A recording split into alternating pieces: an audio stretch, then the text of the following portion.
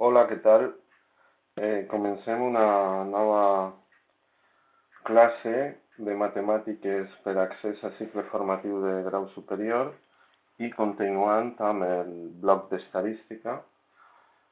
Repassarem un poc la classe que vam veure ahir, que va ser l'inici del tema, on van veure ja unes definicions principalment, com va ser el concepte de variable estadística. Anem a remarcar-lo ara, perquè vegeu quines van ser les coses més interessants de les que vam veure ahir. I el concepte variable estadística. El concepte de variable estadística van quedar ahir que està associat a la pregunta que fem. És a dir, quan tinguem que saber quina és la variable estadística, tinguem que preguntar-nos quina és la pregunta que fem.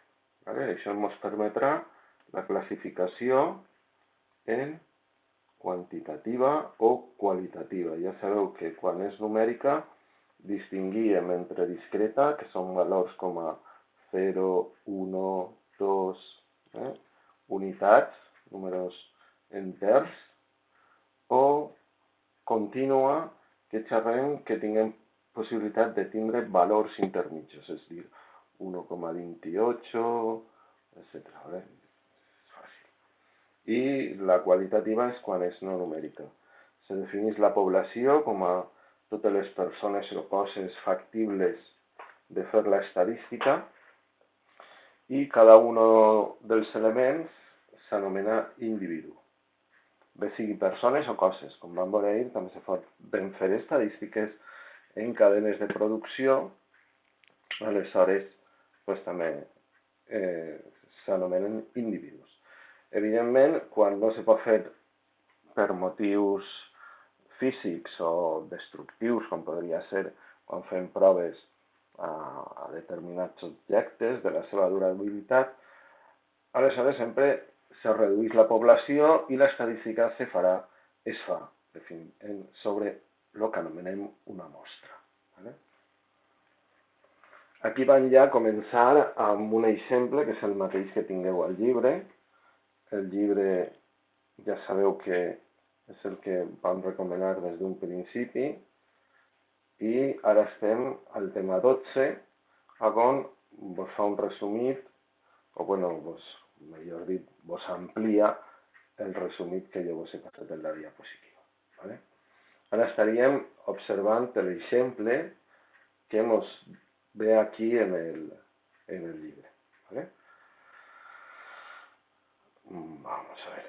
En aquest exemple aprofitem per definir les diferents columnes en les quals nosaltres organitzem la informació d'una estadística. Una vegada hem fet la pregunta, tinguem que comptabilitzar les respostes que han estat diferents, que són els valors que vegeu en la primera columna, que fan referència a la variable estadística, i són les possibles respostes.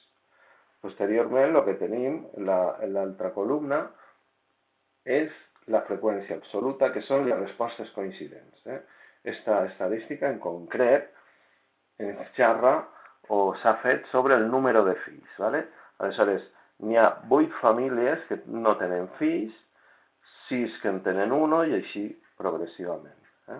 2 fills 3, 3 fills 2 i 4 fills 1.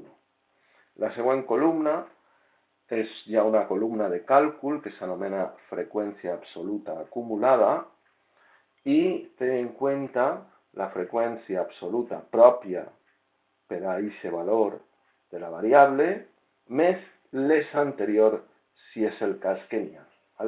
Aleshores, en el primer cas només està la de la columna, que és 8 anteriors, veiem que no n'hi ha.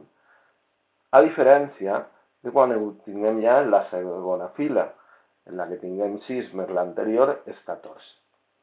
3 més les anteriors són 17. Al final observem que fem una suma com en zig-zag. Aquesta columna de càlcul s'utilitzarà, com ja veurem posteriorment, per el càlcul d'un paràmetre que s'anomena mediana i se representa amb aquesta lletra. ¿Vale? La següent columna és una columna molt important que s'anomena freqüència relativa. La freqüència relativa ja va ser un nou càlcul que anem a fer amb datos que tinguem de l'estadística. I per cada fila, que és la referència que fa l'I, és dir, l'I fa referència que fem un càlcul en la primera fila substituint els valors que tinguem en la fórmula, on observem que, per exemple, per la primera fila, l'NSUI és 8, okay? I el total d'elements és 20. Aquí apareix un signe que s'anomena sumatori, que s'utilitza per indicar la suma de columnes. ¿Vale? És dir, que quan jo vull sumar una columna, a peu de columna, puc veure aquesta simbologia. Progressivament passaríem a la segona fila i faríem la divisió de 6 dividit entre 20. Progressivament, cada una de les freqüències absolutes es dividirà per el total d'elements. Aquesta divisió se pot donar en tanto por 1, diríem, número decimal, o bé se pot multiplicar per 100, ja sabeu que per això s'indica que ha estat multiplicat per 100 afegint la simbologia del percentatge, i aquí ja xerraríem que un 40% de les famílies no tenen fills. Ja observem que aquest número ens dona una informació molt més àmplia. Amb un sol número que veiem aquí, ja sabem la importància que té aquesta resposta en l'estadística. Ja veiem que té quasi la meitat de famílies, és a dir, un 40%, no tenen fills. És una cosa que és de molt de pes. Un fill ja vegeu 30 i així progressivament. Ja vegeu que este dato dona una informació doble perquè parteix d'esta divisió. I aquí ja utilitzem dos dades i ja no fa falta indicar el total quan estem en aquesta columna. Vale. Una altra última columna que s'anomena freqüència relativa acumulada, que fa les mateixes funcions que en l'absoluta acumulada, però que de moment en este curs no s'utilitza, però que se té que incloure quan la pregunta en el problema és elaborar o ompli la taula de freqüències d'una estadística en concreta que ens indiquen en el problema.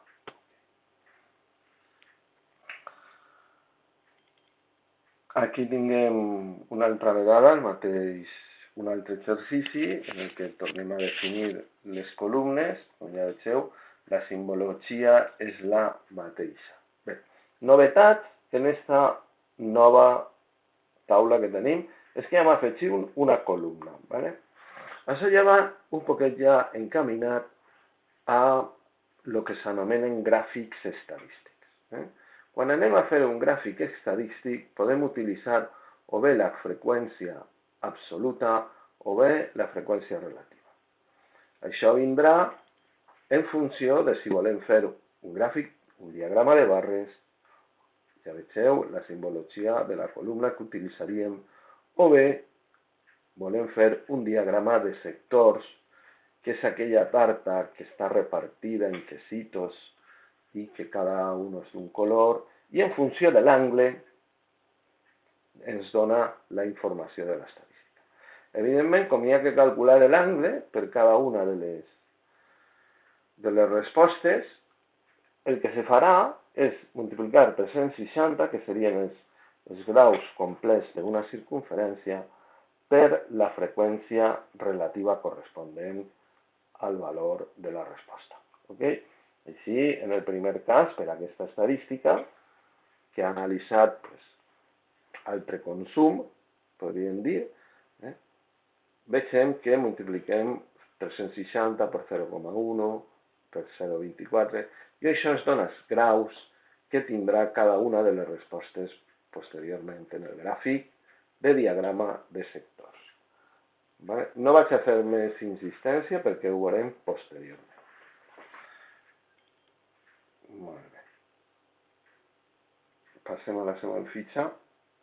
I, bueno, aquí ja tinguem un poquet l'anticipació de lo que són els diagrames. Ja veieu el diagrama de sectors, el que vos indicava que cada sector té que tindre referència d'un valor d'angle. I aquest valor d'angle se calcula referit a la columna de la freqüència relativa per complementar els 360 graus. A diferència del diagrama de barres, que agafa l'altura corresponent a la columna de la freqüència absoluta o n sub i. Otro de lo mismo, sí. Insistente. La respuesta al problema 2. Aquí, bueno, se discutía, bueno, ¿cuántos decimales? Y 3 y 4. Bueno, veieu que sortís el número més petit. Aquí podríem arribar fins a 4 decimals, no estaria mal, amb una aproximació per redondeo, arrodoniment, millor dit, i ens quedaríem, perquè si volem passar a l'expressió percentual, al multiplicar per 100 ja tindríem un número més visualment millor i serien 2 unitats i 2 decimals. És la meva recomanació. Vale. Luego ja també vam veure ahir el tema de les agrupacions en classes o intervals. Això se reservava més a lo que era la variable contínua, és a dir, quan tinguem moltes dades i no moltes coincidents. ¿Vale? Aleshores, lo millor en estos casos és fer grups i dir, bueno, pues en este cas, ¿no? S'ha fet sobre la estatura en centímetres dels alumnes d'una classe. Aleshores, com han tingut molt disperses, pues han decidit, bueno, pues els que van des de 155 centímetres a 160 es comptaren tots aquí. ¿Vale? Y per això n'apareixen 5. Luego van explicar que esta columna ni había que calcular-la com el punt mitjà de lo que era la classe o l'interval.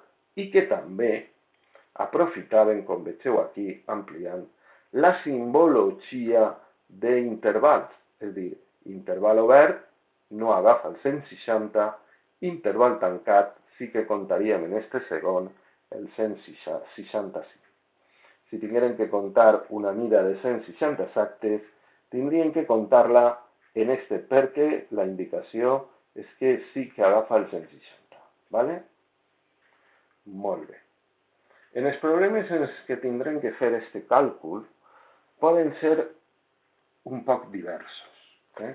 Ens poden dir que calculem les classes i l'amplitud, és a dir, càlculs, número de clases i amplitud.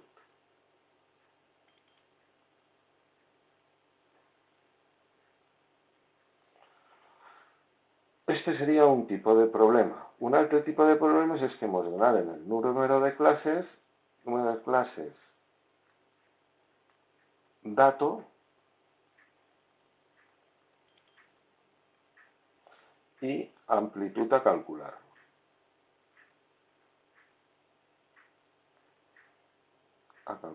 O a l'inrevés, és a dir, també podrien donar aquí el dato y esto a calcular, ¿vale?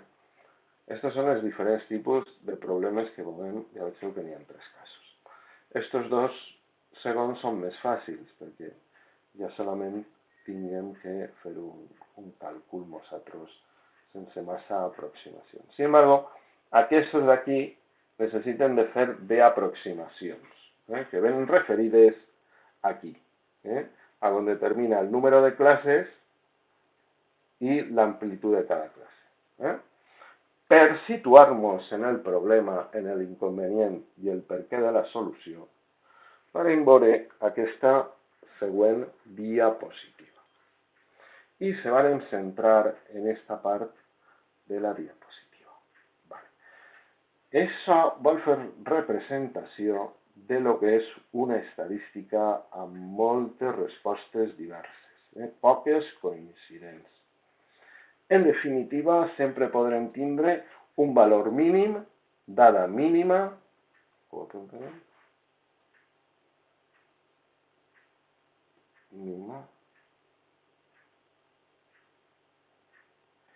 i dada màxima. Les referències que tindrem, és a dir, tindrem moltes dades, però sempre n'hi haurà una que serà la més gran i una que serà la més petita. Bé, la diferència d'una a l'altra és el que s'anomena recorregut i s'ha calculat simplement fent la resta. El que volem saber és l'amplitud del recorregut. Tot esto. ¿Vale? Una vegada tinguem això, veurem la necessitat que ens presenta i que anem a resoldre, que és el que anem a fer. És a dir, anem a separar totes aquestes dades en unes classes o intervals, ¿vale? On definirem un rango inferior, uno superior per cada una de les classes. Aleshores, se veu la necessitat de que tinguem que calcular dues coses. Per una part, l'amplitud i per una altra part, el número de classes. Això ho tinguem que definir nosaltres. Sin embargo, el recorregut no, el recorregut és una cosa fixa. Això vindrà donat per la nostra estadística. Vale. Anem a veure quan ens demanen el cas més complex, que és que tinguem que calcular tant el número de classes com l'amplitud de les classes. Està aquí, en aquesta primera part, el 1 i el 2. Vos torne a insistir en el tema d'interval tancat, agafem el número, i obert no agafa el número. I aquí tinguem un símbol que vol dir símbol d'aproximació. El primer que fem és que contem el número de dades, és a dir, contem totes les dades que tenim aquí. I a aquest número que ens dona, número de dades, li calculem l'arrel quadrada.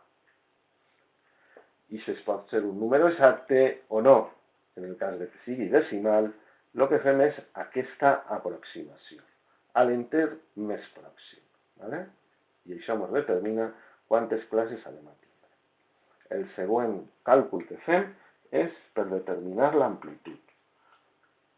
En el càlcul de l'amplitud necessitem el recorregut, que és la resta entre la dada que hem dit aquí màxima,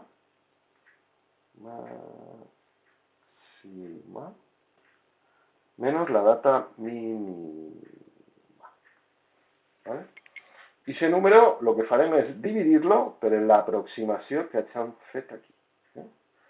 I el número que ens dona a l'enter següent. Aquest és el càlcul que farem. També necessitem afegir la columna de lo que anomenem la marca de classe que fa referència a la variable estadística. Este va a ser, la marca de classe, el punt mitjà de cada un dels intervals. És a dir, anem a calcular la marca de classe que és aquesta aquí. Això és la marca de classe de cada un dels intervals. I el que fem és que sumarem els extrems i els dividirem per 2. ¿Vale? Anem a veure un exemple en el que tinguem que aplicar aquests càlculs. L'exemple és l'exemple que tenim en el llibre en el número 3. ¿Vale? Ok. El temps d'espera en minuts d'un grup de persones en una parada d'autobús ha estat, han preguntat a 40 persones, le han dit, ¿usted cuánto está esperando el autobús? Y yo 2 minutos, yo tal, ¿vale? I s'ha apuntat. Aleshores diu, resumeix les dades en una taula de dades agrupades en classes. Anem a traslladar la informació que tenim. És a dir, necessitem la dada, el valor mínim i el valor màxim.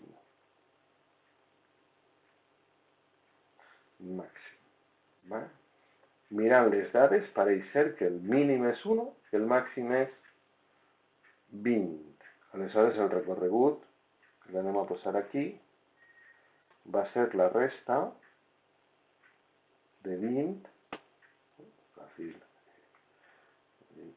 el corregut va ser 20, menys 1, va ser 19.